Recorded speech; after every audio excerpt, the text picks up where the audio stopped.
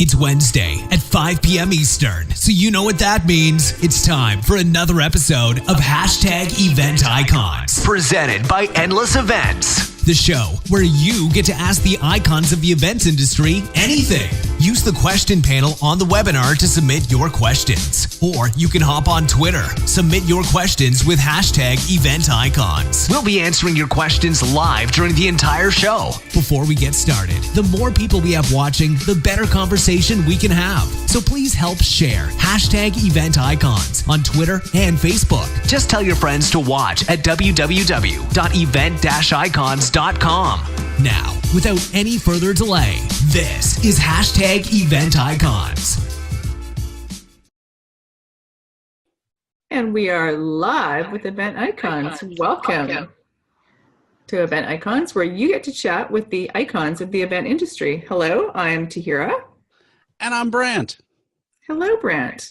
Today we're going to be talking about how to build an internal event team. And we just want to remind you guys that you can ask questions in the question and answer box or in the chat stream. And we're going to pass them all along.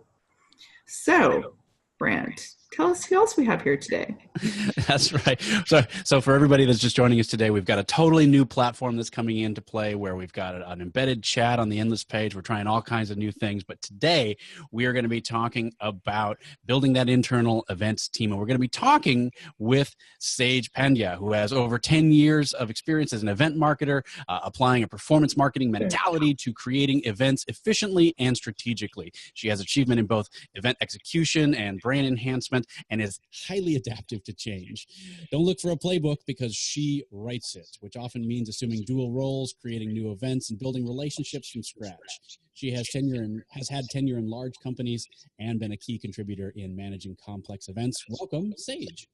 Thank you so much. I'm super excited to be joining you guys.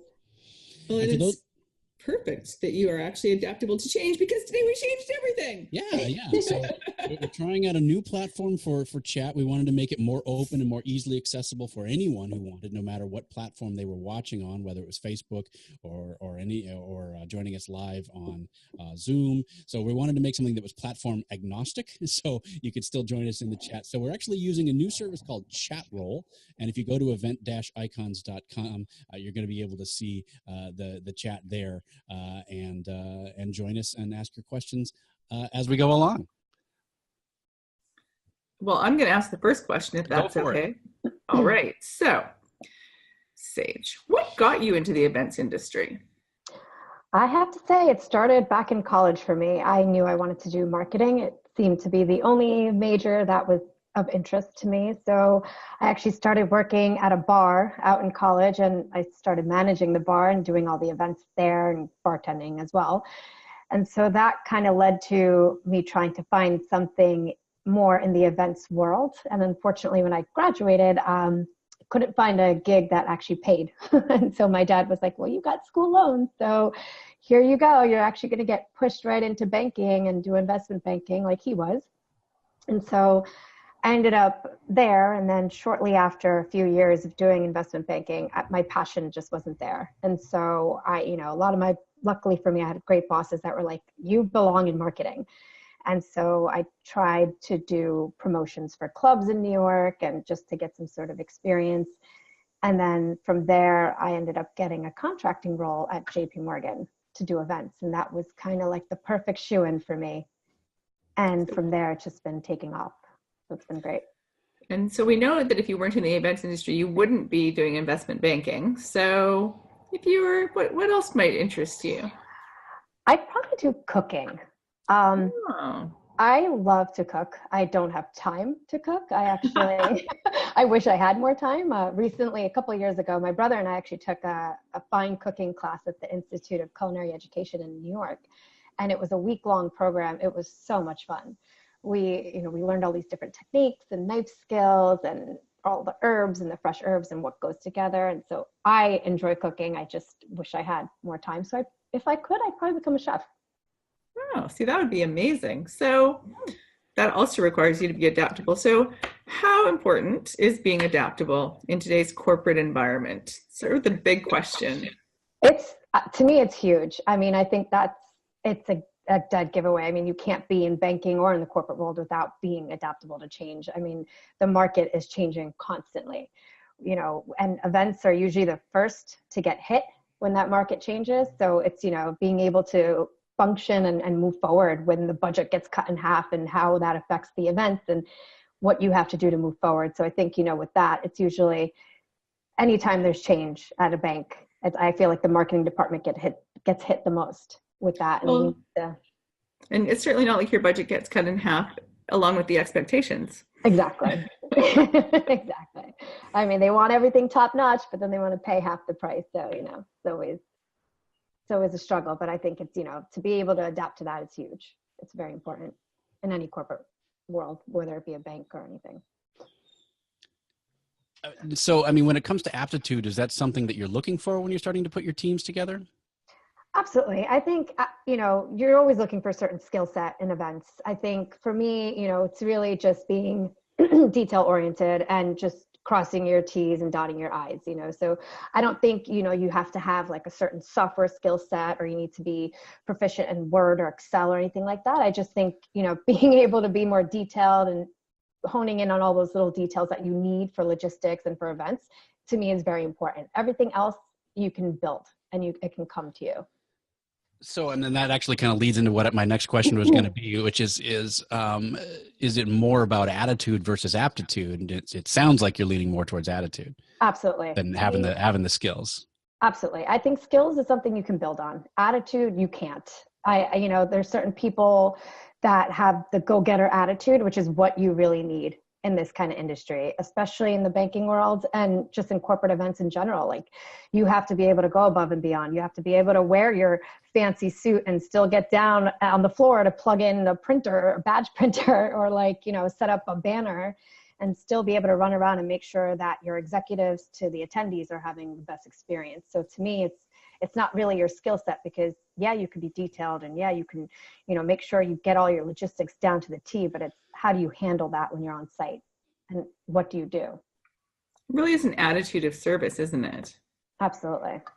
And just really, so how do you handle that? And so I think one of the other things, of course, that happens when you're on site, specifically, is that it comes back to that sort of being adaptable and having to, make changes on the fly. So now a lot of people are scared of change, but you don't seem to be. So why is that? I've been through a lot of change, but personally, professionally, I think, I've changed probably my major in college like 4 times, because I just wasn't sure what I wanted. And then even with my career, I went from investment banking thinking that was it and I was going to excel in that, to going into events and then trying out, and maybe PR would be that side. So to me, it was just trying to figure things out. And with that came a lot of change. I've stayed at a lot of companies for a long period of time, but then there were some companies that I stayed at for a short period of time. So depending on what it was. And with that obviously came change of environment, change of leadership, change of teams. So to me, it was just kind of, and plus with the market and the way that went, it was even within my teams that I was in, there was constant change. When the market crashed, we were in the middle of a huge event. And I'll never forget, like after that year, it was like, oh, guess what? No more events. Like we're only doing like 2 events a year instead of the 20. So it was, just learning to go with it and going with the fly of things instead of sitting there and dwelling on the past kind of thing. Life moves forward. So kind of got to keep going. I was just going to say, with that in mind, I mean, my question is then, if it seems like, and it certainly seems this way over the course of the last 20 years, there's been less and less of that, I'm going to stick around with this company for 20 years, 30 years, 40 years. So when we start talking about building a team, how do you do that if there's more and more of this pressure for people kind of moving on from one thing to another, both intentionally and unintentionally, for lack of a better term, involuntarily, shall we say? Yes, exactly. And, I think that is a struggle, right? That's always going to be a struggle. It's finding the right people that want to stay. And I think that comes down to your team morale. I think that's how you build your team, based on the people that you're bringing in, and then how you're moving it forward. So I think, when you're developing your team the right way, you're giving them the right professional guidance that they need, you're empowering them to be leaders and not just be order takers, I think that drives people to stay somewhere. I know for me, I've stayed at the companies that I've stayed at for multiple years because of that, because of the good management that I've had, the good leaders that were in my business, and then the team around me. I mean, I think that's very important. So if the energy is there and you have the right folks in place that can help guide you, I think that makes like a huge difference in why people will stay versus would have that reason to look or even get approached. Well, I think, when you have great employees, they're always going to get approached. Absolutely. But then it's about, am I giving them what they need in the place that they're in, right? So, and how does that work? So, which is really important. So, how do you help get others past their fear of breaking out of their comfort zone? So when they're in a new workplace, a new environment, not quite sure what to do, what are some tools?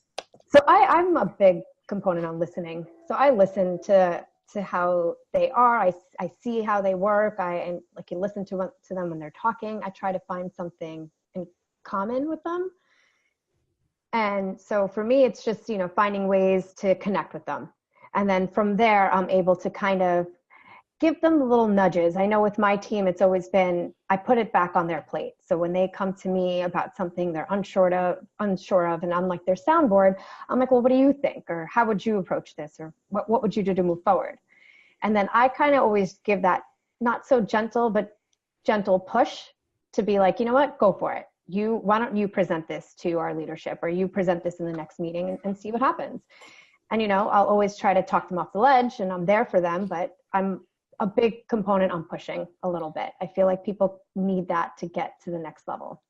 Well, I think that what you just said is really important, because what happens so often is you get somebody who's in your position who then feels that they need to be the person who gets credit for every idea and doesn't let other people present and doesn't want anybody else to know that somebody else had a good idea, which is, I'm definitely more like you, where it's, we are in this collectively and collaboratively, and there's lots of good ideas to be shared, and where they come from doesn't matter.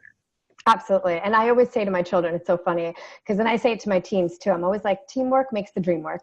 And now even my daughters, they have it down packed, and, they even say it all the time. And because it's true, the event never happens by one person. Nothing ever happens with just one person. So to me, it's not about the credit. For me, it's about making my team look good, because then they make me look good, which then makes everything look good, right? So. Absolutely. And, if you go on site and people aren't really in that mind frame of, I'm happy to be here, really nothing's going to go well. So it's just important to set that stage. That can be the kind of thing. I was going to say, that's the kind of thing that seems like it would be easier to determine once you're down the way. Is there any way, as you're looking to hire that person, while you're still building the team, to kind of filter for that mentality, right? To kind of tell as early on in the process as possible that this is going to be the kind of person who's going to be able to, work with the team, and rising tide lifts all boats, and all the metaphors that we want to use.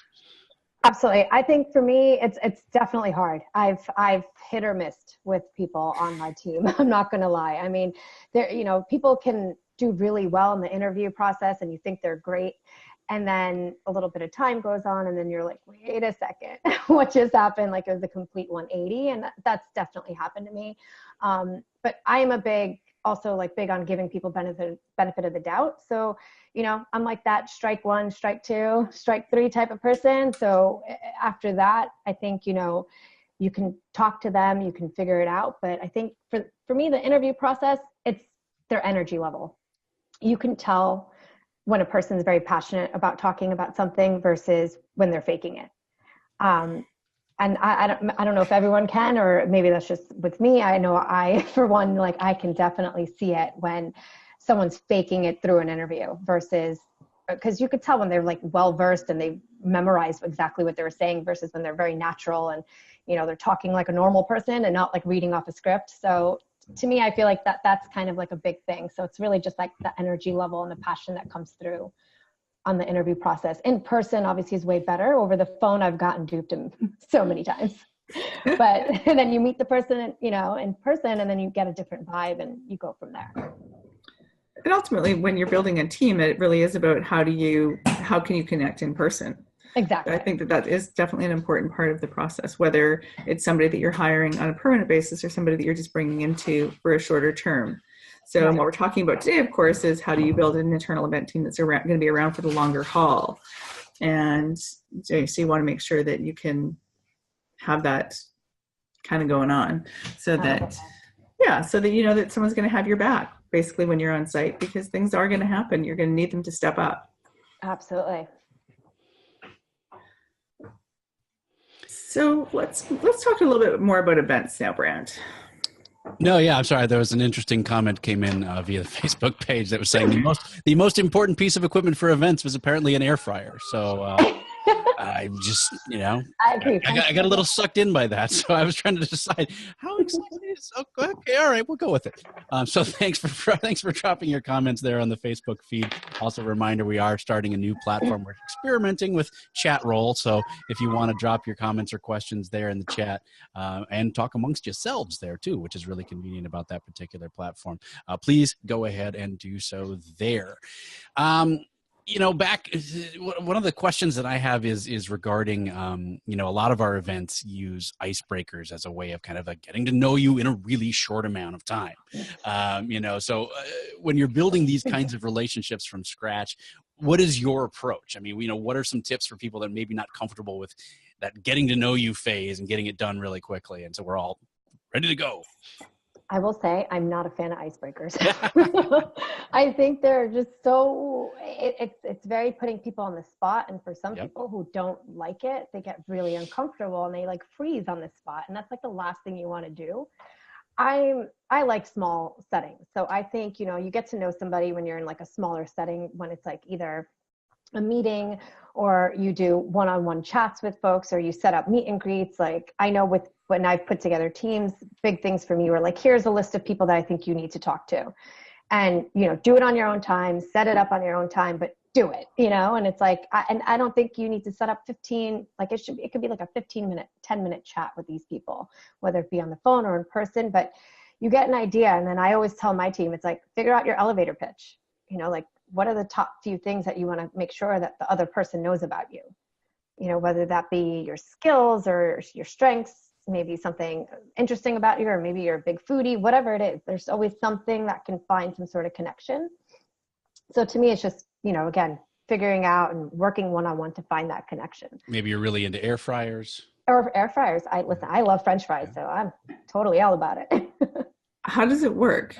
I do not understand this air fryer concept. Now I need to know. Now that it's come up, I need to know, can I take it on site and make French fries without having a boiling pot of oil in the staff office? Hopefully whoever asked that question will give us that answer. That would be amazing.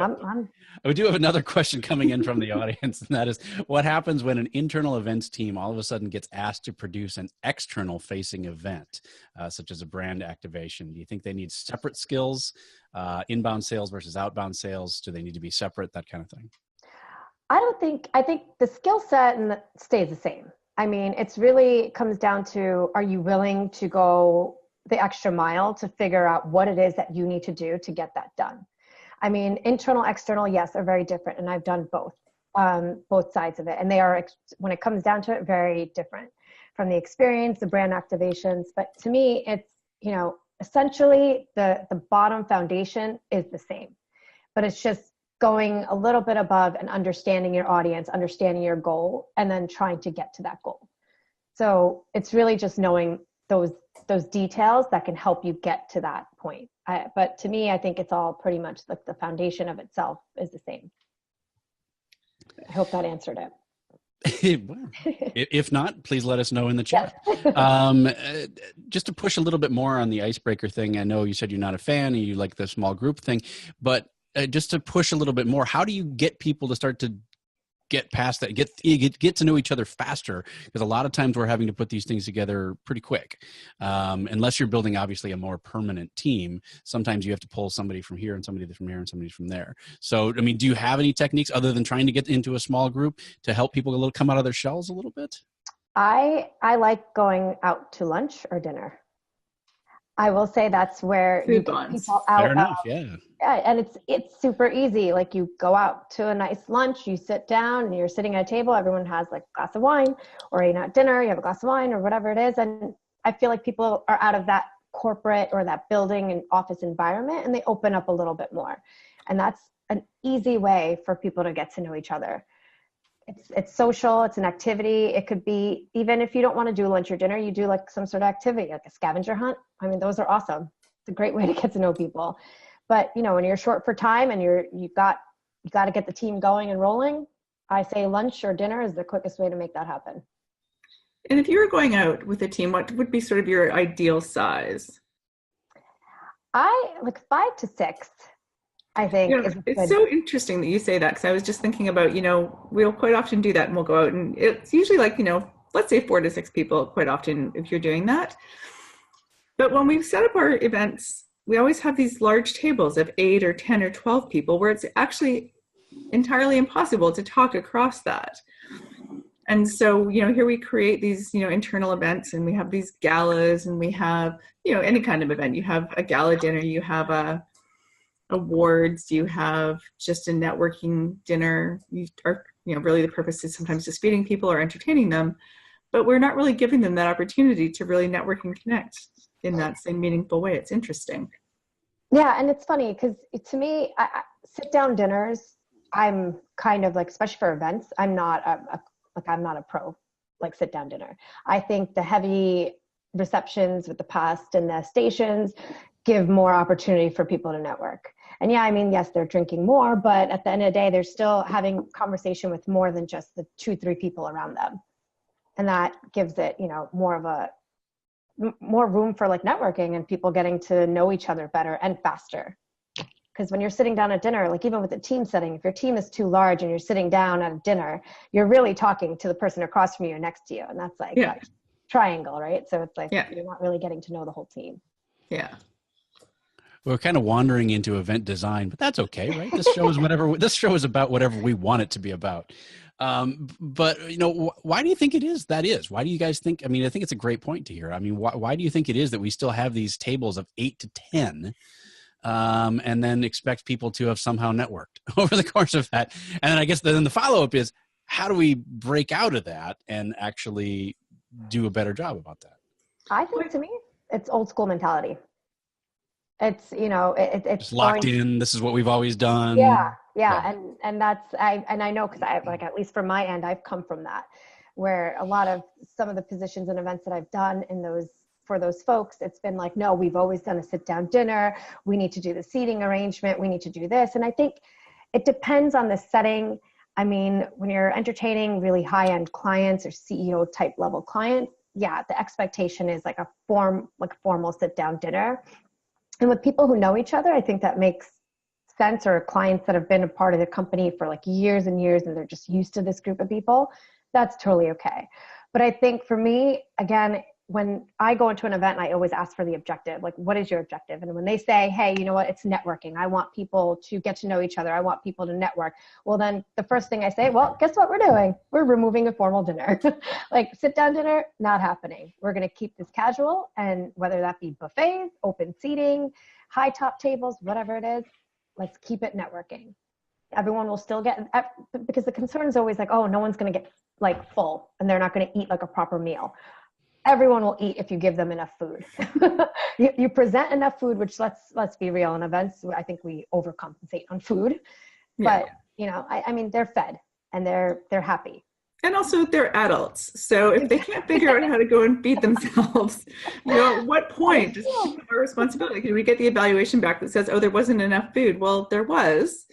If you didn't choose to have it at that time, then, it's different if you're serving 5 canapes, then that's a fair comment. But yeah, when there's, buffet stations everywhere and opportunities for different types of seating arrangements where people can have that, yeah, there's definitely a point. And I think the other thing with the tables too, it's also it's venue inventory, right? I mean, that's what people have, is how do we maximize capacity? Well, if we're maximizing capacity just to have people sit down who, again, can't really talk to other people, maybe it's, I think it'll probably take about 30 years So for us to make that shift where there's actually, smaller tables available, or, different, more opportunities for different things, but I think it'll get there. So now, one of the things that we talked about at the very beginning in your introduction is this idea of building events from scratch. So what kind of events are we talking about?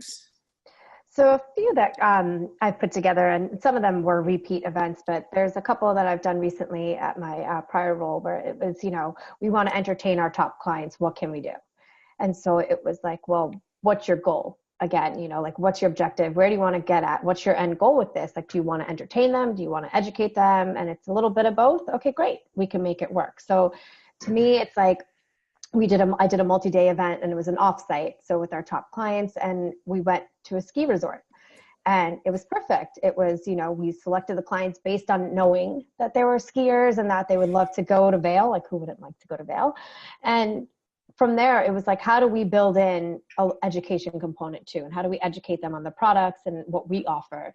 So it was a mix of both. So they had the opportunity to network with dinners, receptions, but then they also had the opportunity to learn. So, but it wasn't so much that they were sitting in a conference room all day. So we kind of broke it up. So it's like, hey, you know what? During breakfast, let's do a session.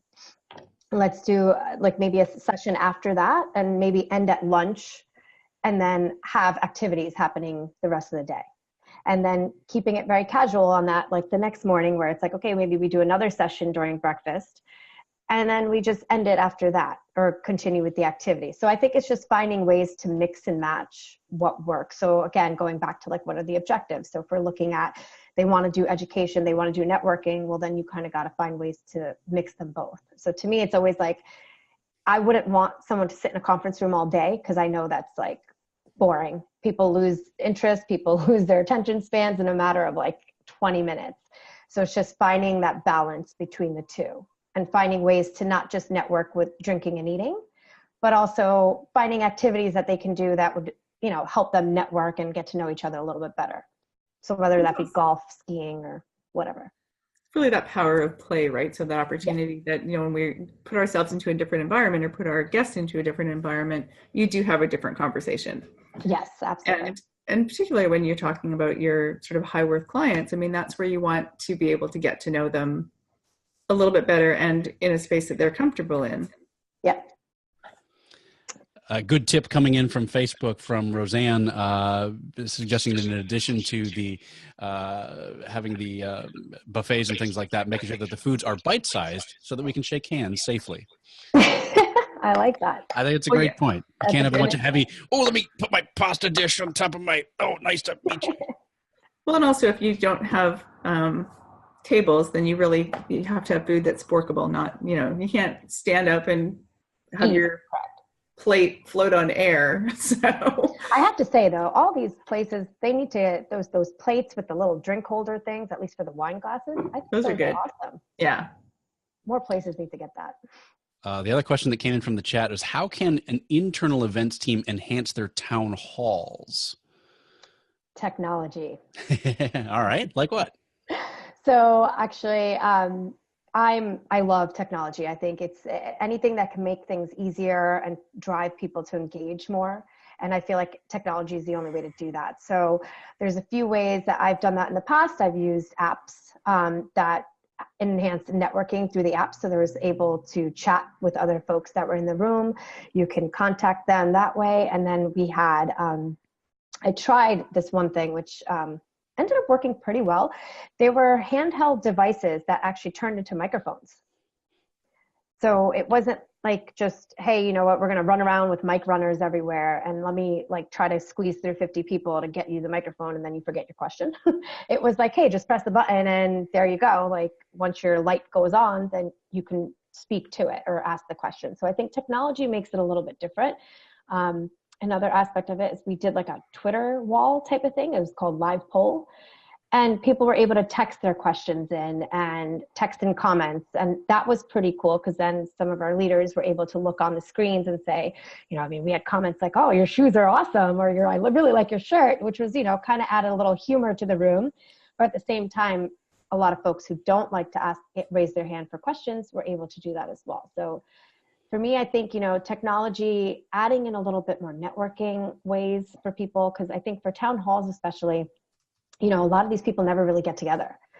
So it's how do you get that group of 200, 300, 400 people to kind of get to know each other a little bit better, because they're always behind their screens or behind the computers or on the phones. It's like, well, add a networking component to it, whether that be the lunch prior to starting the town hall or a reception after the town hall. And I've done it both ways, and I think both ways work really well. When you're talking about technology too, I also like where you have the question apps where people can actually upvote the questions as well. So then when you can only ask 3 or 4 questions in a certain time frame, it's nice to see which ones are going to actually give the most people the responses that they're looking for. Absolutely. And a great way to capture that too, right? You have takeaways from your town hall. Like you get all those questions put in and you don't get to all of them, which we know is always the case for town hall size is that large. Like you're able to take that back and then answer back to your employees after the fact. And I think that's huge, because then they feel like, you know what, my question did get answered.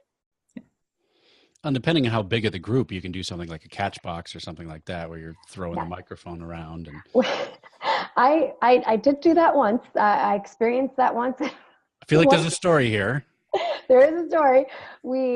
Someone threw the microphone and it hit somebody in the head, and we kind of canceled that after the first time. And you probably wouldn't want to do that at a sit-down dinner either.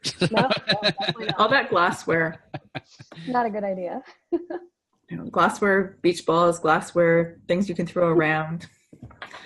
Generally a bad idea. So how else are you seeing, brands really just evolving their events now? So we've talked about a lot of things already. So, from updating town halls to more emphasis on networking, how are they doing that? What's working? I think it's really focusing more on the experience as opposed to the detailed logistics. I think for folks, it's like, everyone's always so eager to get on making sure all the details are done and everything's done to the T and everything's perfect. But then it's like, have you ever taken that step back and been like, okay, so what is going to be the customer experience here? What's the client going to feel like as soon as they walk through the door? Like, how is the registration process going to be versus when they find their table, and just simple things like that.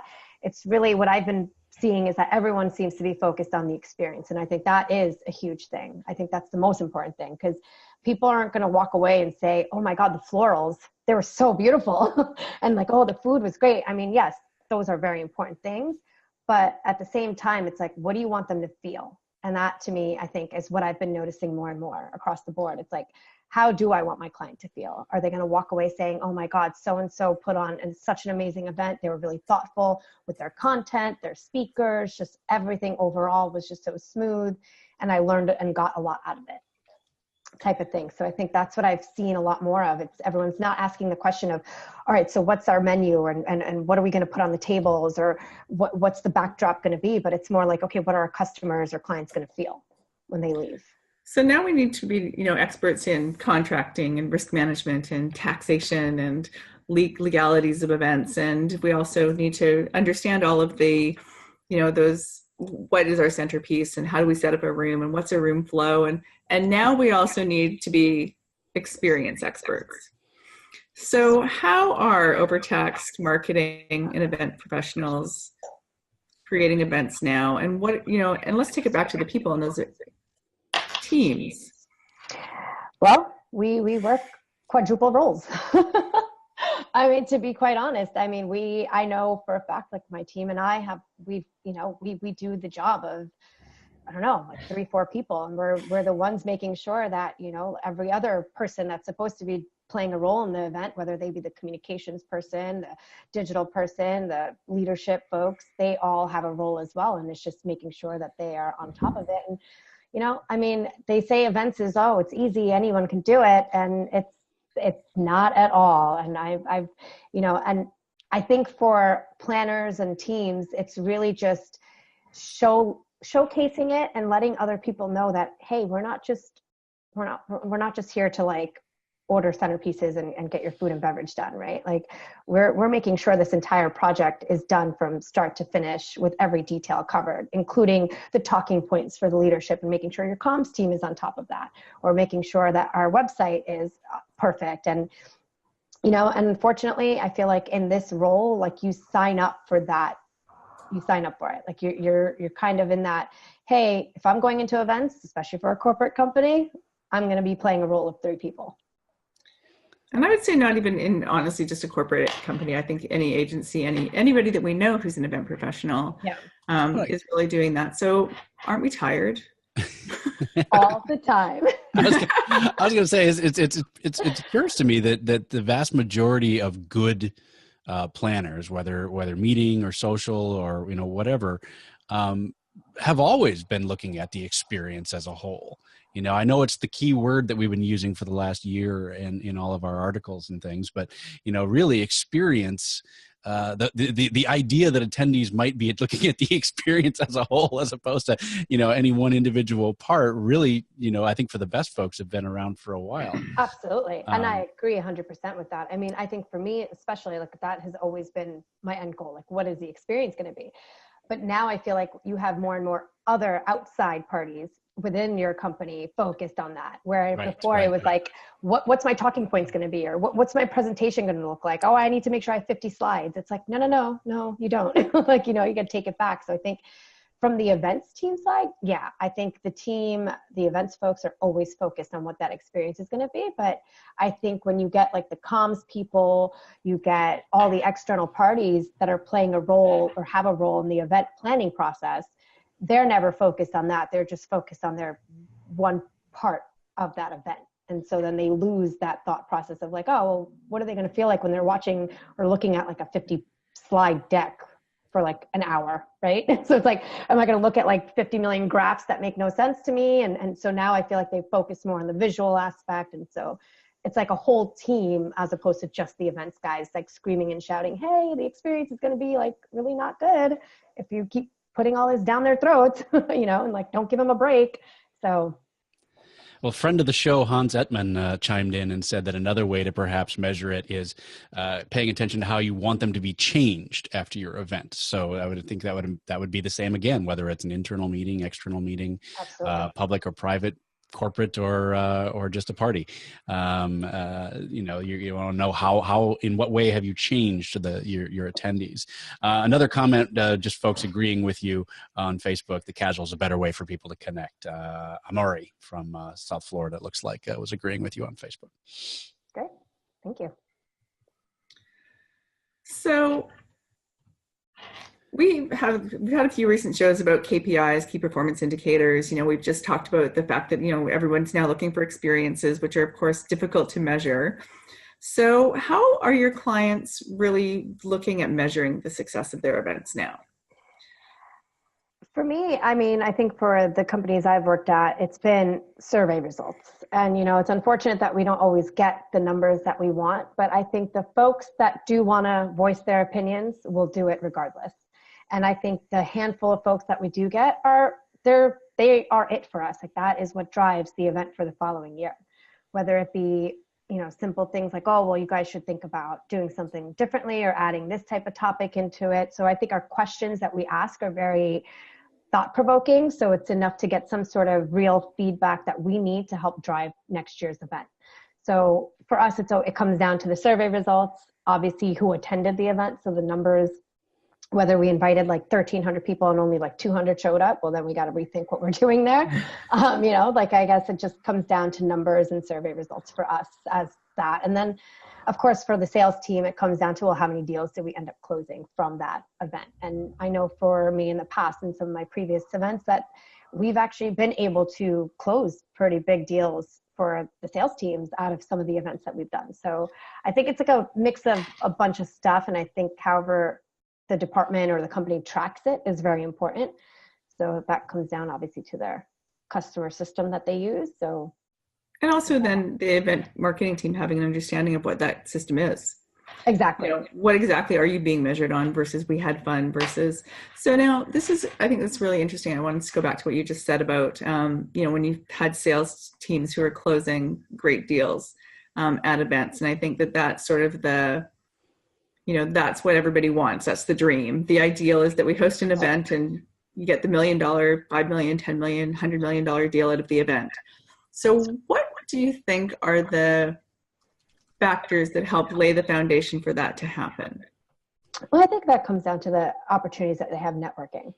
So if we're, you're throwing them in a big room and having like 500 people and it's super loud and dark and not really conducive for talking or having conversation, that kind of defeats the purpose. I mean, at that point, I understand you're just doing it to have an event because you have to have one. I think that, takes away from, again, the experience. So to me, it's like, well, how do we add some sort of experience to it, or some sort of like, not just networking reception, but maybe we can do something different, like a scotch tasting or a cigar roller or something to add to the environment. So it's, it gives them some more engaging topics to talk over. So like whether that be, okay, we're doing a scotch tasting and we're all just standing around and people are talking and networking, and that causes a bunch of other different types of conversation, and one thing can lead to another. So I think, again, it just comes back to like, what are you going to throw in there? So for me, I know one event that I did, it was great. We were in Boston. This was years ago. And I selected the Cheers bar, which, I mean, for Boston, that kind of suits the place and the location perfectly. And a great way was to just add to that. I had lookalikes from the show that were sitting at the bar as the clients walked in. And these lookalikes were amazing. And they were able to get their pictures taken. They got merchandise credit. So it was just like one of those like, oh my God, this was so cool type of event. And then you start talking about the show, and then the show leads to another thing. So it's just trying to find ways to get them to be talking. And then I feel like the sales team at that point should do their job and kind of steer that conversation to the direction they want. How do you get people to take that first step? So often when you're dealing with sales and marketing, they're like, I want to get X number of hot leads out of this event. And you're like, okay, well, we're going to take them and we're going to do a cigar and scotch tasting. And they're like, well, that sounds like very expensive. So how am I guaranteed to get X number of hot leads out of that? Does that kind of how do you kind of help them push past that fear of making it worth it? Well, to me, it's inviting the right people.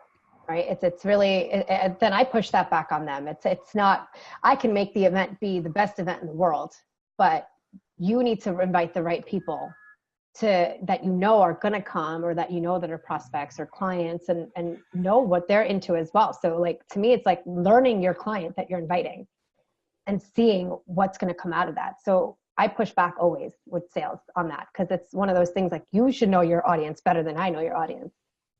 And like, to me, and like whatever I can do to help with that, I'm always for it. And I know in the past I've done like either VIP packets or like briefing memos, which has like write-ups for all the clients and has some information on them, fun facts, whatever it is that we need to know, so that they're prepared and they have the information. But then again, it has to fall back on them to know that these are the right clients that we want. These are the folks that we want. And this is how I'm going to get the leads based on that.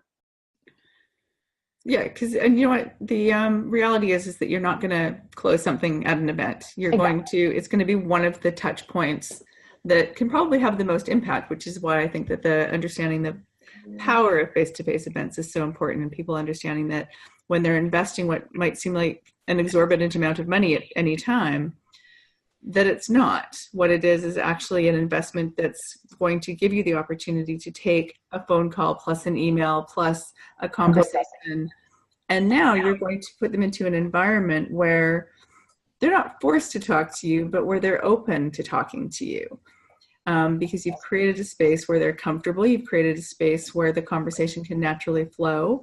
And then it is up to them to take that and really massage that opportunity and to grow it, and then to go back into their CRM system, their customer relationship management system, and track that, yes, this happened with this event. And, I think that those are some of those metrics that, everyone's looking for, but also can be a little bit, let's call it lazy, about, going through the invitation list and helping you identify who should be there and making that extra phone call to make sure that Joe's going to be there and carrying it through. So it's, we are but one cog in the wheel, I think. And so when you start looking at how do you build that team, having your team understand that this is our role is this, and this is how we interact with these other roles. Absolutely. And I will add to that. I think one other thing, at least for the event side of things, could be a takeaway, whether that be some item that they get from the event itself or a post-event. So I know a couple things that have worked is having us either have like a picture that was taken with a celebrity or a picture that was taken with somebody, and then, or a signed jersey, whatever it may be, and then having the sales team take that personally to the client and then starting a dialogue that way too, which I feel like that's always another good touch point and a way to kind of get in with the client and making sure that turns into a lead. Absolutely. And I think that having that, giving them something that they can follow up with, so valuable. Absolutely. I was going to bring it back around a little bit to the internal team discussion. You know, once you've created the team and you've got it all taken care of and you've got the people you want in place and you've put together the greatest event of all time, how do you keep those people there? You know, we touched on at the beginning, you know, we're in a different age where people move kind of from company to company with much more speed than they used to.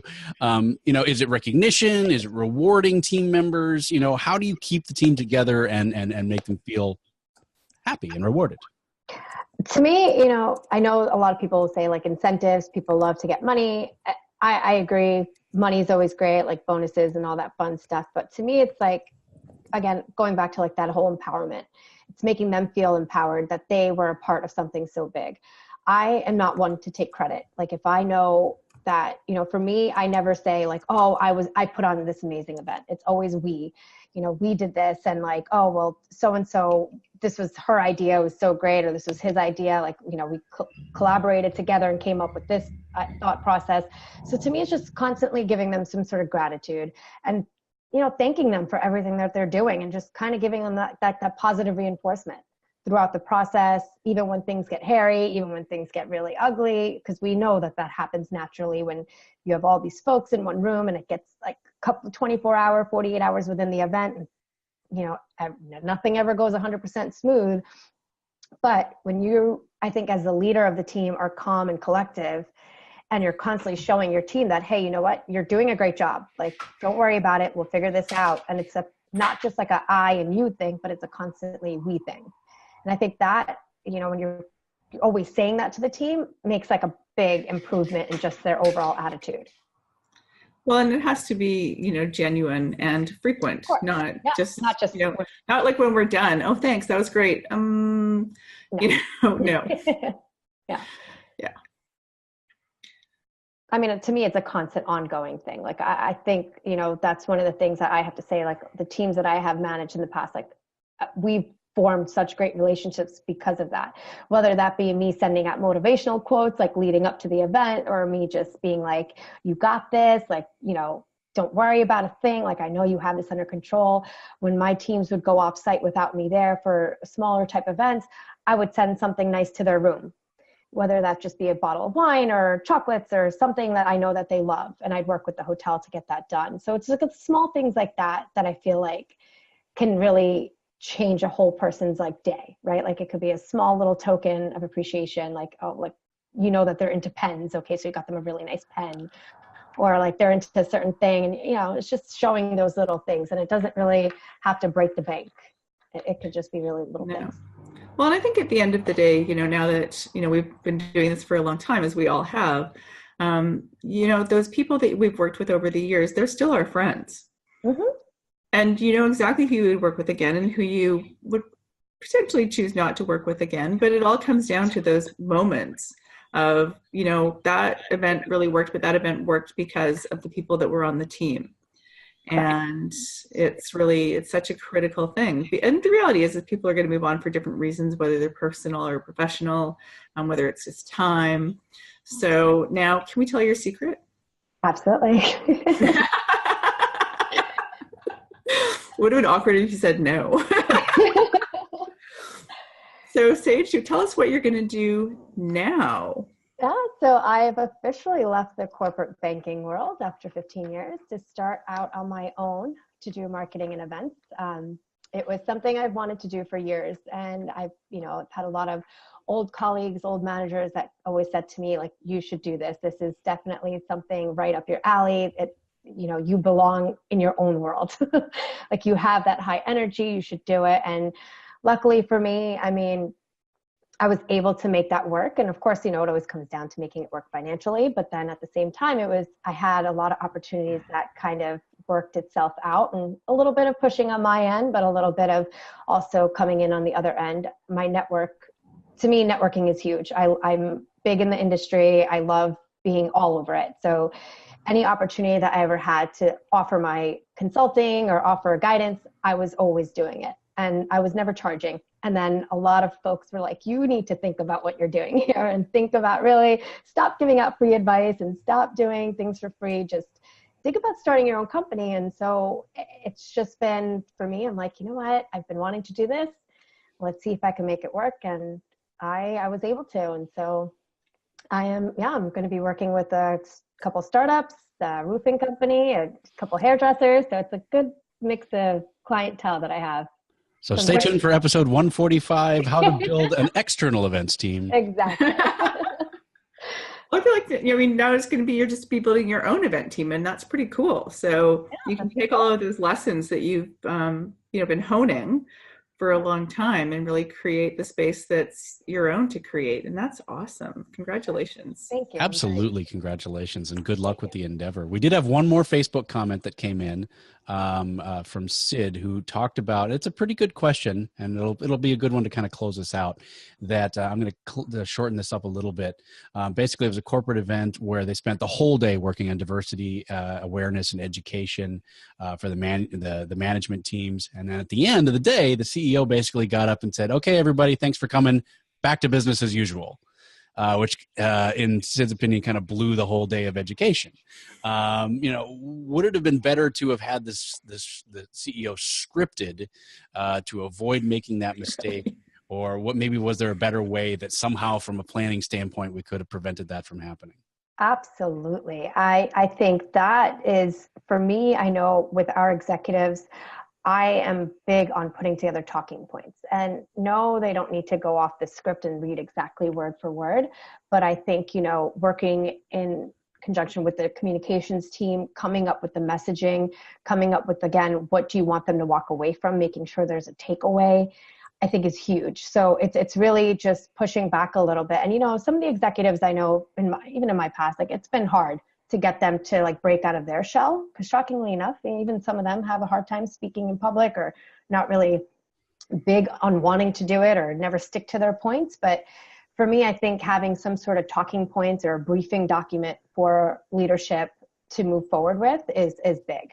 I mean, to close an event after spending, I don't know how much money probably doing something like that, it's definitely not the right message you want to have those folks walk away from. So I think, working with your comms team, or even if you can't even work with your comms team or chief of staff to the executives, whatever it may be, or even for the events team, maybe it's coming up with here's the objectives of the event. Let's make sure that we close out with something strong, Absolutely. So if you could just pick only one tip you have for event planners, what would that be? Let's see. Always be ahead of the game. I sometimes it's very hard to do that, but to me, it's going a little bit above and beyond of what's being asked. They could say, I want to do this type of event, and you could just do it. But it's also coming back and saying, well, how about something like this, or giving some options. So to me, it's never just doing what's been asked. It's going above that and actually asking questions back. And it's not just being like that order taker, but being that person that adds some sort of value. So to me, it's just, always going above and beyond. It's how are you showcasing your value so that you're not just an order taker and you actually have a seat at the table? Because the next go around, your first time, you may just be an order taker, but when they see that you're adding the value, or you have input and you have real good input, next time around, you're going to be at that table, making sure that you're a part of that agenda building, or you're a part of that whole event, as opposed to just logistics. I think that's really critical. So one of the things I always talk about is that, asking the beautiful questions, the one that aren't just a simple yes or no, would you like some chicken? Yes. Or how about if instead of having chicken, we talk about a whole new format? And I think one of the things that we get stuck with as event planners is that we kind of do it to ourselves. And you said that, I think, pretty much, but is that idea that, we need to appear to be the expert. And so we don't want to ask too many questions, because what if we're not appearing to be the experts if we ask them questions? And we need to get over that and ask those really great questions. Absolutely. I mean, I've had opportunities where it was like, oh, here's the agenda. This is what we want to do. And I take a look at it and I'm like, wait a second. I'm like, so you're going to have these people sit for 5 hours? No break? No, nothing? We're just not going to like let them stretch their legs. I mean, it's a simple thing like that, right? So it's like, and then it's all of a sudden like, oh my God, we didn't even think about that. Oh, we got to rework the entire agenda. The time's all off. And, you know. Or so-and-so doesn't believe in breaks. I've heard that before too. I've heard that before too. Yeah. That's crazy. All right, well, Sage, it's hard to believe, but we're already at the end of the hour. It always flies by way too fast. But before we go, do you have any cool resources you'd like to share? Websites, blogs, books, gadgets? Doesn't have to be event related. Could be a life hack that's really working well for you right now. What have you got for us? It's a person that I truly admire. It's Gary Vaynerchuk. He is a marketing media guru for me. I've read all of his books. I think not just, and I follow him on all his different handles. He just has a lot of great advice just for anybody, not just to do with marketing or events or anything focused on that. But for me, it's just, how do you get ahead of the game, or how do you do more, and how do you push yourself? And it's like that motivational type of person that I kind of really go towards. So he would be my go-to. But then there's always the industry stuff that I love reading. So the Smart Meetings, Event Marketer, Biz Bash, I think are all three big major like industry magazines and publications I follow heavily. Be forewarned, Vaynerchuk, if you're going to listen to the audiobook or something like that, it is, despite the fact that all of his books are usually about work or marketing or something like that, it's not necessarily safe for work. That dude swears up a storm. You know what? We had him as a speaker last year, and he knocked the socks off of my entire clientele. But I will say, I thought I was going to get fired after that. But after that, we had about 20 of our top clients come and ask us who that guy was and his information, because they absolutely loved him. Yeah, I'll definitely second the recommendation on the books. It's all really good stuff. Yeah.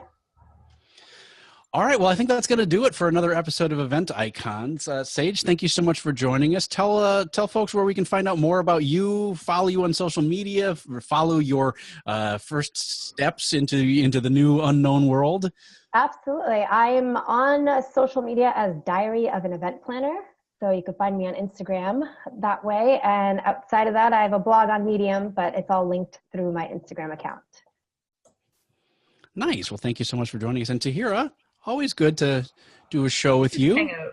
Yay. I get my Tahira time. And where can people find out more about what you're up to these days? Because I know you've had some changes as well. Oh, just on a little sabbatical, enjoying it. Really enjoying the time that I've been taking to do what we talk about all the time, is use the power of travel. And have been traveling around a lot. Australia, New Zealand, Bali, was it Lightly Alive, at Connect, at Incentive Works. Life's been good. So intentionaleventdesign.ca is where I'm keeping track of what's going on. And it's been good. Thanks for asking. Yay. And I'm Brant Kruger. You can find out more about me at brantkruger.com. We want to thank all of you for joining us on Event Icons today. Kathy, Reed, Jose, Hans, Kathy, Sid, Amori, Roseanne, Jamie, Taryn, and all of the endless folks that joined us in the inaugural version of Chat Roll. Thank you all for joining us in, and all of your fantastic questions that you sent. We had a lot of good engagement today, a lot of good questions today, so thank you all for joining us. I want to remind you that Event Icons is recorded live each Wednesday at 5 p.m. Eastern. You can watch behind the scenes on Facebook Live, and now you can chat with us on Chat Roll during the show. So we're going to keep trying that out and see how that goes. It seemed to work pretty well. It's a nice way for people to chat back and forth with each other. The show is then released the following excuse me. It's released the following Tuesday, right before we do our next Wednesday show. So thank you again very much for joining us, and you can keep listening. And it was a question as to whether or not my voice was going to hold out. I had a really nasty chest cold last week. That's and good, I though. almost got through the entire ending. But we do definitely want to thank you all. Let us know what icons you want to be on the show. Use hashtag EventIcons, but be sure to sign up at event-icons.com. That's the best way to join us, so you can see us live and see all of our wonderful guests and get them those questions. Thank you so much for joining us, and we'll see you next week on Event Icons.